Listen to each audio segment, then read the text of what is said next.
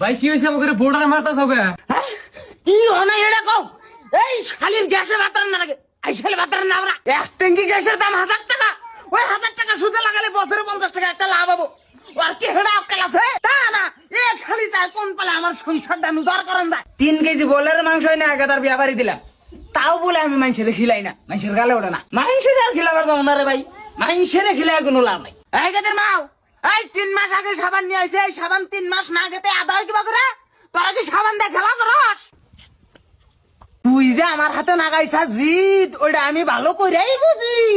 তুই সবজিতে পানি দিয়া সুরা বানান বাদ দিয়া তুই তেল দিয়া সুরা বানান ধরছা। আমি তোরে তেল এনে দেখাবো না, জ্বালা মাসে আমি 200 গ্রাম তেল এনে দিছি। এত খরচ আমার একলা পিন্ডাই সম্ভব না। একদিন মা, এই যে বাজার থেকে বাগুন নিয়ে আইছি, একটু পোকা আছে, কাটে কুটে রান্ধিস। আমার এই কষ্ট কিপটা না খেয়ে না পিন্দা